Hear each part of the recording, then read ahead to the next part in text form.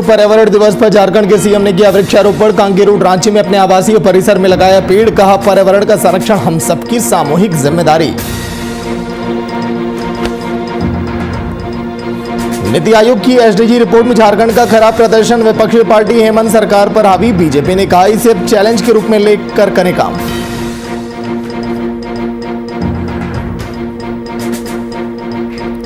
रांची के कटरू स्थित हज हाउस में बैठक का आयोजन। झारखंड राज्य हज कमेटी के चेयरमैन डॉक्टर इरफान अंसारी की अध्यक्षता में हुई बैठक। हज की तैयारियों को लेकर की गई चर्चा।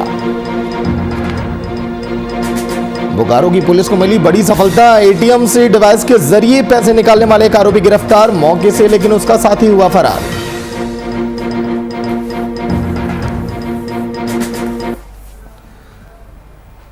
नमस्कार, बात झारखंड की में आप सभी का स्वागत। मैं आपके साथ सागर मिश्रा। नीति आयोग के सस्टेनेबल डेवलपमेंट गोल्ड इंडेक्स 2020 और 2021 में झारखंड राज्य अन्य राज्यों के मुकाबले निचले स्तर से दूसरे पायदान पर है।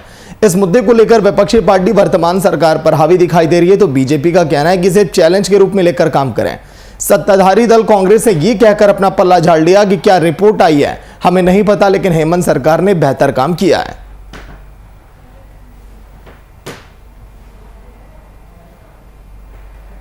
देखिए, नीति आयोग ये संस्था सेंट्रल की है और उनका क्या रिपोर्ट आया है नहीं आया आई डोंट नो, मुझे इनकी जानकारी नहीं है। लेकिन मैं इतना जरूर कहूँगा कि विकास तो केवल झारखंड, अगर आप बात करें तो झारखंड ही नहीं है, हिंदुस्तान के सभी राज्यों में हमको लगता है कि डेवलपमेंट नहीं हुआ। केरल कैसे टॉप पर चले गए? नहीं, मैं ये कह रहा हूँ इसलिए डेवलप नहीं हुआ क्योंकि हम लोग अचानक आपदा से हम लोग लड़े, कोविड से हम लोग लड़े, कोरोना से हम लोग लड़े, इसके लिए हम लोग तैयार नहीं थे। उसके बाद भी अगर कोई स्टेट अच्छा करता है तो ठीक है, मैं उनको बधाई देता हूँ, लेकिन हम लोग कम नहीं हैं, हम लोग जान बचाने में अव्वल आए हैं। देखिए, नीति आयोग ये संस्था सेंट्रल की है और उनका क्या रिपोर्ट आया है नहीं आया आई डोंट नो, मुझे इनकी जानकारी नहीं है।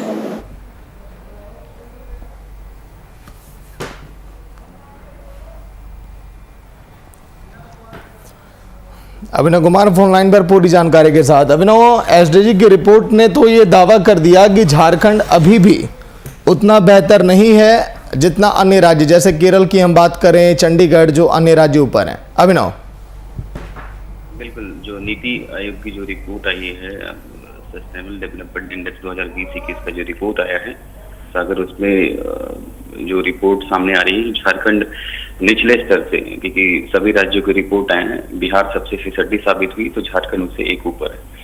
तो आप देख सकते हैं कि झारखंड की क्या स्थिति है। विपक्ष इसको लेकर सवाल खड़े कर रहा है कि कहाँ गया विकास का मॉडल। 1.5 से 2 सालों का लगभग समय गुजर गया, लेकिन आज भी देखिए कि झारखंड की क्या स्थिति है। झारखंड जो रिपोर्ट आई है वो निचले स्तर से दूसरे पायदान पर, तो इसको लेकर अब सवाल खड़े कर रही है विपक्ष और कहा जा रहा है कि कहाँ गया विकास का मॉडल। तो वहीं अगर आप देख रहे हैं कि इरफान अंसारी ने अपना बयान दिया है, उन्होंने कहा है कि हमें नहीं पता कि नीति आयोग की रिपोर्ट में क्या है क्या नहीं है, हमने बेहतर काम किया है। उन्होंने हेमंत सरकार की पीठ थपथपाई है, कहा है कि हमने जान बचाने में अव्वल काम किया है। तो उन्होंने एक तरह से कह सकते हैं कि पल्ला झाड़ दिया है कि क्या रिपोर्ट आई है। लेकिन अगर ओवरऑल बात करें तो कहीं ना कहीं जिस तरीके से रिपोर्ट आई है इससे साफ जाहिर होता है कि चूंकि अगर नीति आयोग की बात करें तो कई मापदंड होते हैं, उन मापदंडों को लेकर यह तय किया जाता है कि किस राज्य ने क्या काम किया है, उसके प्रोटोकॉल्स होते हैं, कई मापदंड होते हैं, उसके हिसाब से झारखंड दूसरे लेवल पे है, नीचे कुछ न कुछ कामियां हैं। जिस तरीके से राज्य की जनता ने हेमंत सरकार को वोट दिया था, विकास के नाम पर वोट दिया था, रोजगार की बात कर ले, कई ऐसे मुद्दे हैं जो झारखंड में पीछे साबित हो रहे हैं। इन तमाम मुद्दों को लेकर काम करने की जरूरत है। पक्ष विपक्ष की बात राजनीतिक अलग होती है, लेकिन अगर हम राज्य की बात करें तो राज्य में बहुत ऐसे काम करने हैं, तभी हम आगे बढ़ सकते हैं, झारखंड आगे बढ़ सकता है। जी सागर। लेकिन अभिनव, हम चाहे बिहार की बात करें या झारखंड की बात करें, दोनों राज्यों के प्रवक्ताओं का यही कहना था सत्ता पक्ष की तरफ से कि रिपोर्ट गलत हो सकती है, हमने बेहतर काम किया है। मतलब कि सबक ना लेना और केंद्र की रिपोर्ट को गलत ठहरा देना, ये दर्शाता है कि हाँ, ये लोग मानने वाले नहीं और आगे बेहतर काम नहीं करने वाले हैं। अभिनव, बिल्कुल सही कह रहे हैं आप। बिहार में जिस तरीके से हमने खबरें भी चलाई है, स्पेशल प्रोग्राम भी किया और आपने खुद किया ये सारी चीजें, तो देखिए नेता हैं अपने अपने तरीके से तर्क देते हैं। चूंकि सरकार है, विपक्ष है, हर मुद्दे को लेकर कुछ न कुछ बातें होती है।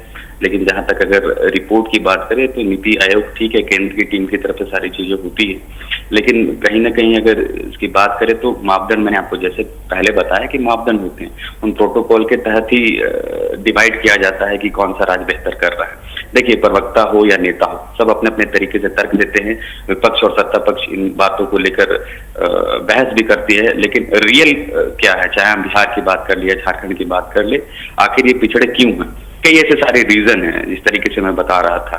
और जब भी सरकारें बनती है तो कई दावे और वादे किया जाता है, और जनता शायद इसी विकास के बातों पर ही सरकार बनाती है। लेकिन जो बातें सामने आ रही है और ये रियल फैक्ट है, तो इसे सुधार करने की जरूरत है, काम करने की जरूरत है, तभी हम झारखंड या बिहार जो भी राज्य है वो आगे बढ़ सकेंगे। जी चलिए, शुक्रिया अभिनव।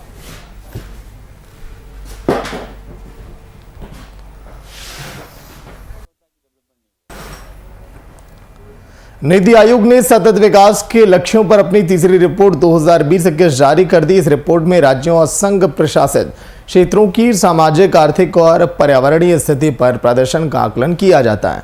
इस रिपोर्ट में झारखंड की स्थिति अच्छी नहीं है, वहीं झारखंड नीचे से दूसरे स्थान पर है, तो वहीं केरल सबसे टॉप पर है। पड़ोसी राज्य बिहार सबसे निचले पायदान पर है, जिसे लेकर विपक्ष वर्तमान सरकार पर हमलावर है।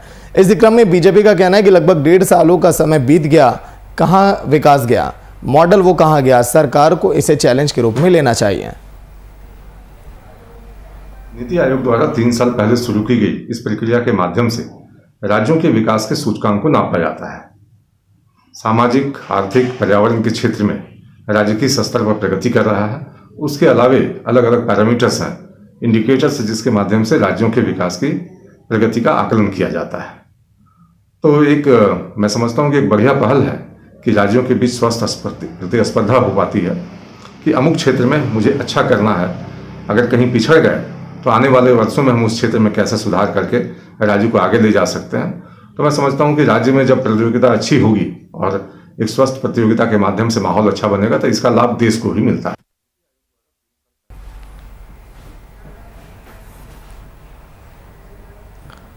राजधानी रांची के कटरू स्थित हज हाउस में झारखंड राज्य हज कमेटी के चेयरमैन डॉक्टर इरफान अंसारी की अध्यक्षता में एक बैठक आयोजित की गई। विधायक इरफान अंसारी के हज कमेटी के चेयरमैन बनने के बाद ये पहली बार हुई बैठक में हज की तैयारियों को लेकर कई बिंदुओं पर चर्चाएं की गई। बैठक में हज कमेटी के कई सदस्य भी मौजूद दिखाई दिए।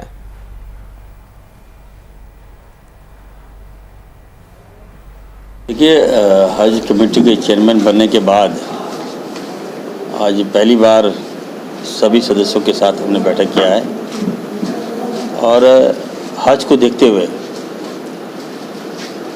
उसकी तैयारी कैसे हो, क्या क्या इसमें पूर्व की भांति तैयारी का जो मापदंड है उसको देखते हुए सभी मेंबर्स को मैं बुलाया था आज और सबकी राय मैंने लिया है। और मेरा मकसद है कि हम लोग पहले से ही हम लोग तैयार रहे। अभी तक सेंट्रल से कोई गाइडलाइन नहीं आया है और होपफुली 10 के बाद आ जाना चाहिए।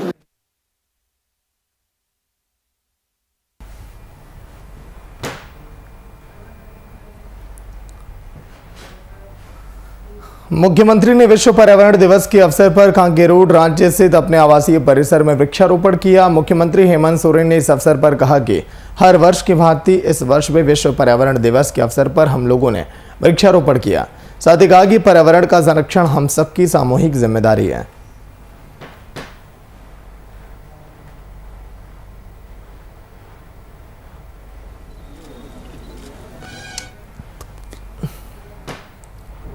पाँच जून विश्व पर्यावरण दिवस के मौके पर कृषि, पशुपालन और सहकारिता विभाग के मंत्री बादल पत्रलेख ने नेपाल हाउस से बीज विनिमय और वितरण योजना का शुभारंभ किया। मौके पर मंत्री बादल पत्रलेख ने 2 वाहनों को हरी झंडी दिखाकर रवाना किया। ये वाहन किसानों के बीच विभागीय योजनाओं के प्रचार प्रसार और किसानों को योजनाओं का समुचित लाभ प्रदान करने की जानकारी देगा। इसके साथ ही बादल पत्रलेख ने किसानों के बीच पौधे का भी वितरण किया है।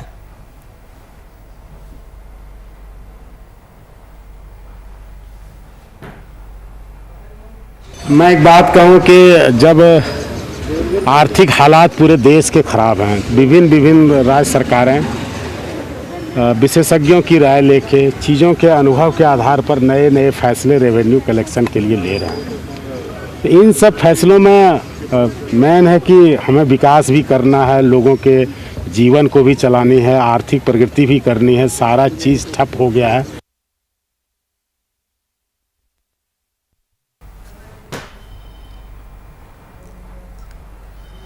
विधायक बंधु तिर्की ने विश्व पर्यावरण दिवस के अवसर पर अपने आवासीय परिसर मोरहाबादी में वृक्षारोपण किया। साथ ही लोगों से भी पौधा लगाने की अपील की। कहा कि सांसें हो रही हैं कम, आओ और पेड़ लगाएं हम।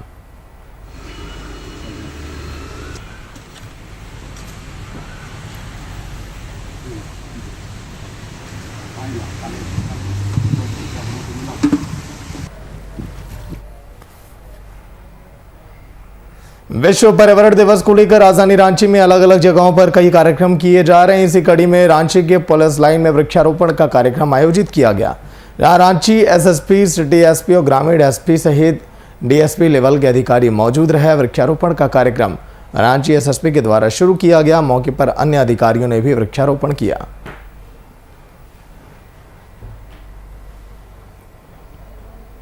होता है पर्पस ये होता है कि अपने नेचर को हरा भरा रखें, और जिस तरह से प्रकृति का ह्रास हो रहा है और जिस तरह से पेड़ पौधे हैं, जंगल की कमी हो रही है, तो कैसे नए समय के साथ समाजित करते हुए अपने परिप्रेक्ष्य में, अपनी पेरीफेरी में, अपने ऑफिस के एरिया में, अपने आवासीय परिसर में जो भी जगह है इसका अत्यधिक ऑप्टिमल यूज करते हुए कार्यक्रम को ट्राई किया जाए। इसी कार्यक्रम के तहत रांची पुलिस लाइन में और रांची पुलिस टीम के साथ पुलिस ग्रामीण एसपी साहब, तमाम जो यहाँ पे एसपी साहब लोग हैं और तमाम पदाधिकारी के मध्य एक ये कैंप किया गया। और इसका पर्पस ये है कि इस कैंपस को ग्रीन कैंपस बनाया जाए। उसी परिप्रेक्ष्य में ये प्रोग्राम किया गया है। इनफैक्ट मैं आप लोगों के माध्यम से हम लोगों से भी अनुरोध करूँगा, अपील करूँगा कि अपने प्रकृति के प्रति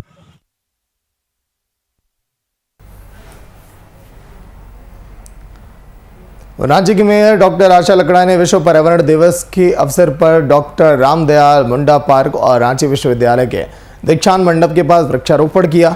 इस मौके पर रांची विश्वविद्यालय की कुलपति डॉक्टर कामिनी कुमार सहित कई लोग वहां पर मौजूद दिखाई दिए। पर्यावरण दिवस है और विश्व पर्यावरण दिवस के शुभ अवसर पर रांची नगर निगम की तरफ से हम लोग हर बार कुछ ना कुछ नया करने का प्रयास करते हैं और साथ में हमारे साथ कई एनजीओ हैं। आज हमारे साथ हमारी रांची यूनिवर्सिटी की वीसी भी साथ में है। और मैं आपको बता दूं कि आज हमारा रामदयाल मुंडा पार्क है, वहाँ साल का वृक्ष और रांची विश्वविद्यालय के डिपार्टमेंट में पीपल का वृक्ष, अमरूद वृक्ष, आम का वृक्ष की जिस तरह से आज ऑक्सीजन के लिए लोग मारामारी कर रहे हैं, भागा भागी हो रहे हैं, तो इससे एक अवेयरनेस प्रदान होता है। और डॉक्टर आशा लकड़ा जी को बहुत धन्यवाद देती हूँ कि उन्होंने आज ही के दिन ये पहल की है कि उन्होंने विश्वविद्यालय परिसर में और रामदयाल मुंडा पार्क में वृक्षारोपण किया है और अच्छे अच्छे वृक्ष लगाए हैं। साल के वृक्ष, पीपल के वृक्ष, आम के वृक्ष जो बहुत ही ज़्यादा ऑक्सीजन देते हैं, नीम के वृक्ष। इसके लिए मैं इनकी हृदय से आभारी हूँ, इन्हें धन्यवाद देती हूँ।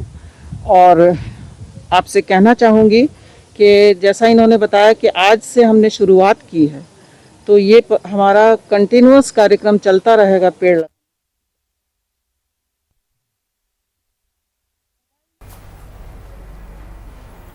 राजधानी रांची में केंद्रीय धूमकुड़िया करमटोली के तत्वाधान में विश्व पर्यावरण दिवस के अवसर पर वृक्षारोपण कार्यक्रम का आयोजन किया गया।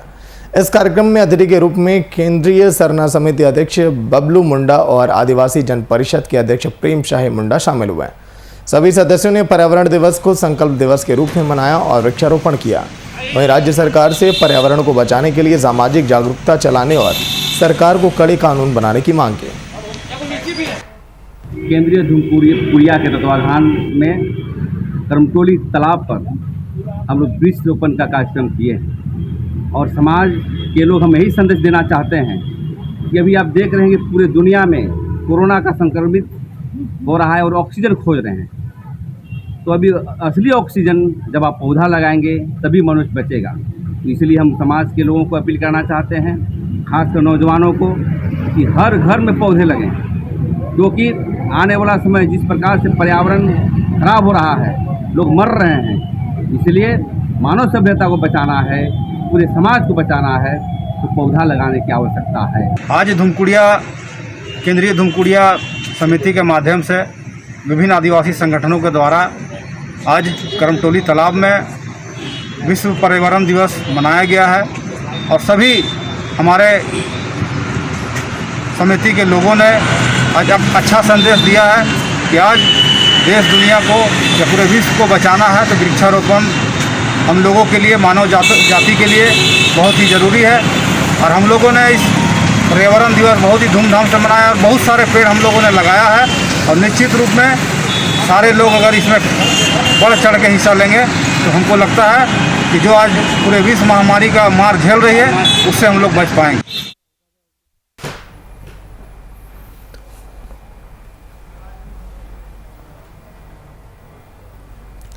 राज्य की ये तस्वीरें। आज के दिन वृक्षारोपण कार्यक्रम का आयोजन देश के कोने कोने में किया गया, क्योंकि जिस तरह से हमने कोरोना काल के दौर में देखा ऑक्सीजन की कमी, लोग जूझते दिखाई दिए, लोगों ने दम तोड़ दिया। ऐसे दौर में पौधा लगाना बेहद ज़रूरी है, क्योंकि एक पेड़ एक वृक्ष 100 पुत्र समान, ये कहावत आपने सुनी होगी। बिल्कुल वो सत्य है, क्योंकि अगर हमारे पर्यावरण में ऑक्सीजन लेवल अगर मेंटेन रहेगा, ऑक्सीजन की उपलब्धता होगी, तो फिर हम सभी को अच्छी सांस मिलेगी।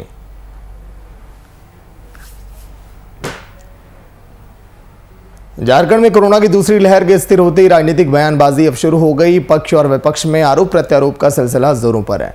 इसी कड़ी में जेएमएम के केंद्रीय महासचिव सुप्रियो भट्टाचार्य ने बीजेपी नेता बाबूलाल मरांडी पर एक बार फिर हमला बोला। सुप्रियो ने कहा कि नेताजी का मानसिक संतुलन बिगड़ गया है, उलूल जुलूल बयानबाजी कर रहे हैं। बाबूलाल मरांडी का वैक्सीनेशन को लेकर बयान बेतुका है। देखिए, बाबूलाल जी का आज का जो बयान है वैक्सीन के ऊपर में, ये कंपनी और राज्य सरकारें तय करेंगी। राज्य सरकारें ने तय नहीं किया, ये केंद्र सरकार के साथ में जो वैक्सीन बनाने वाली, चाहे सीरम इंस्टीट्यूट हो या कोवैक्सीन वाली भारत बायोटेक हो, उन्होंने इस बात को कहा है कि हम आपको तो 150 रुपए में दे देंगे, लेकिन हम राज्यों को 400 रुपए और 600 रुपए में देंगे। देखिए,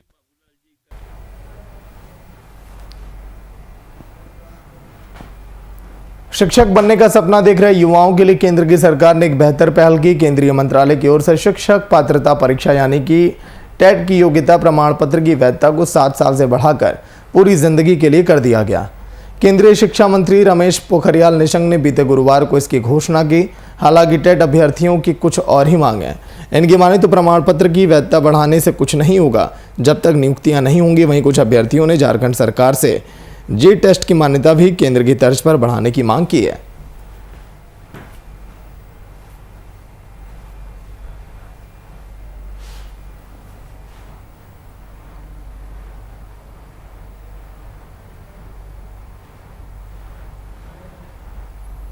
कांग्रेस के राष्ट्रीय प्रवक्ता डॉक्टर अजय कुमार रांची एयरपोर्ट पहुंचे। इस दौरान कांग्रेस कार्यकर्ताओं ने बुके देकर उनका स्वागत किया। मीडिया से बातचीत के दौरान उन्होंने डीजल, पेट्रोल और सरसों तेल की कीमतों में बढ़ोतरी को लेकर केंद्र की सरकार और पीएम मोदी पर जमकर निशाना साधा। साथ ही इस महामारी में रोजगार छीनने का भी आरोप लगाया। कांग्रेस पार्टी हमेशा यही बात कह रही है कि प्रधानमंत्री जी को अपने महल, जो मोदी महल हम लोग कहते हैं, और उपराष्ट्रपति के लिए जो महल बना रहे हैं हम दिल्ली के बीच में 20,000 करोड़, उस 20,000 करोड़ से 100 करोड़ आबादी की वैक्सीनेशन हो जाती है। आपको मालूम होगा प्रदेश के जनता और देश के जनता की बात मालूम होनी चाहिए कि मोदी जी ने इस आपदा के समय 20,000 करोड़ अपने मकान बनाने के लिए जो है सेंट्रल विस्टा में उनके मकान और अन्य लोग के मकान के लिए जो है पैसे अवगत कराए। राज्य के टोरंटो कॉलेज में ऑफलाइन फॉर्म और लेट फाइन से परेशान होकर विद्यार्थियों के द्वारा 2 दिन से हंगामा किया जा रहा है। इस मामले पर संज्ञान लेते ही रांची विश्वविद्यालय के कुलपति ने बताया कि फॉर्म ऑफलाइन और ऑनलाइन दोनों ही व्यवस्था इसकी की गई है। जैसे जैसे एग्जाम होंगे वैसे ही फॉर्म भरा जाएगा। वहीं लेट फाइन भी हटा दिया गया। साथ ही रांची विश्वविद्यालय में फाइनल सेमेस्टर ऑफलाइन ही आयोजित अब किए जाएंगे। यहाँ तो देखिए ऑफलाइन एग्जाम्स होंगे, क्योंकि करीब 1.5 लाख विद्यार्थी हैं, तो उनकी ऑनलाइन संभव नहीं है परीक्षा। हम ऑफलाइन ही लेंगे और फाइनल सेमेस्टर्स के ऑफलाइन एग्ज़ाम होंगे और बाकी इंटर सेमेस्टर्स जो हैं उनके मिड सेमेस्टर के आधार पर प्रमोशन होंगे और मिड सेमेस्टर के एग्ज़ाम्स जो हैं कंसर्न कॉलेजेस और concern head of the departments conduct करा रहे हैं।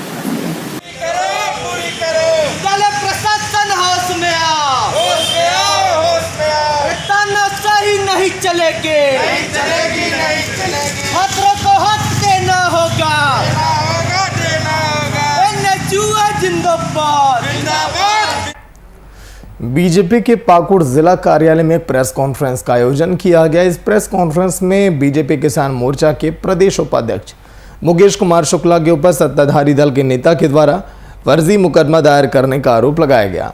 वहीं पूर्व विधायक बेनी प्रसाद गुप्ता ने गठबंधन सरकार के लोगों पर सरकारी योजनाओं की लूट खसोट और अफसरशाही का आरोप लगाया। साथ ही साहिबगंज महिला थाना प्रभारी स्वर्गीय रूपा तिर्की की अस्वाभाविक मौत और अन्य विषयों पर पाकुड़ जिला बीजेपी इकाई ने अपना विरोध जताया। साथ ही साहिबगंज महिला थाना प्रभारी की अस्वाभाविक मौत के मामले में सीबीआई जांच की मांग भी की गई। शिक्षकों की मृत्यु हुई है, सरकार उत्तर प्रदेश सरकार आंकड़े छुपा रही है। पहले हम लोगों ने बताया था, आंकड़े जारी किए थे कि 1621 लोग उत्तर प्रदेश में चुनाव ड्यूटी के दौरान जो जिला पंचायत के चुनाव में मारे गए हैं। तब सरकार कह रही थी 3 लोग मारे गए हैं। अब जब हम लोगों ने प्रेशर डाला तो 1200 लोगों पे आई है कि 1200 लोग मारे गए हैं, जबकि हमारे 1621 लोग गए हैं। तो हमारा कहने का मतलब है कि जो ओरिजिनल आंकड़े हैं वो सरकार छुपाना बंद करे।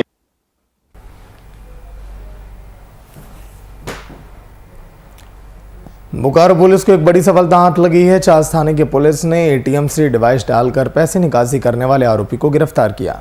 वहीं मौके से उसका साथी फरार हो गया। गिरफ्तार आरोपी के पास से डिवाइस भी बरामद की गई जिससे वो एटीएम में डालकर पैसे की निकासी करता था। साथ ही एक मोटरसाइकिल को भी जब्त किया गया।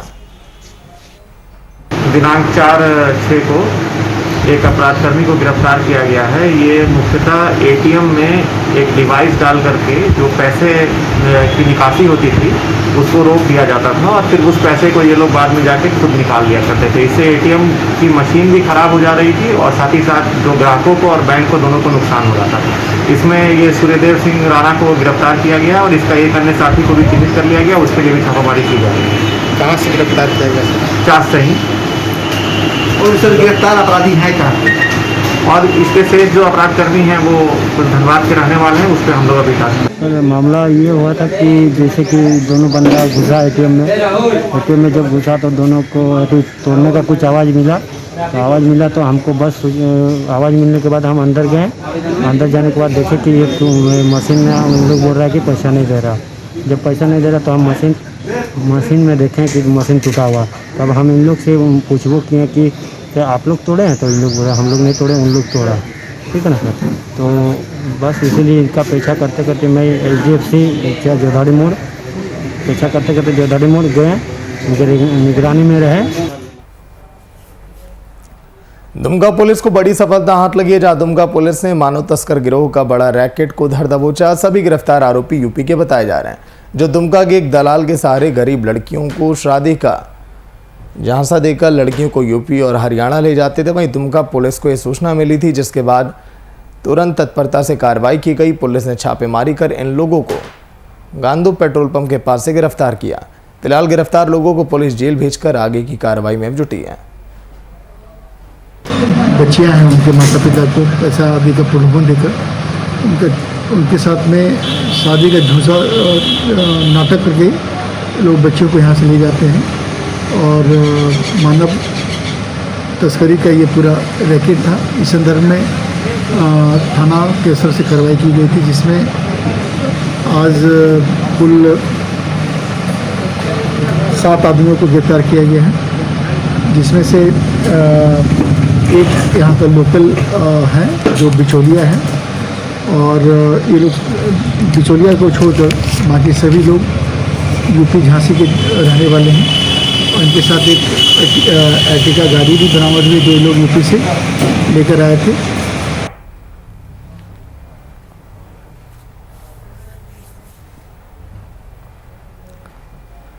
जिले के कांडी थाना क्षेत्र में युवक की गला रेत कर हत्या करने का मामला सामने आया, जिसमें पुलिस ने हत्याकांड का खुलासा किया। साथ ही पुलिस ने हत्याकांड में शामिल 2 लोगों को गिरफ्तार भी कर लिया। 1 जून की रात्रि सुसाग ग्राम के मधुरंजन सिंह की हत्या कर दी गई थी, जिसका डेड बॉडी दूसरे दिन सुबह बरामद किया गया खुदवाई टोला के सुनसान जगह से, एक खेतिहर नुमा सुनसान जगह, वहाँ से बरामद किया गया था।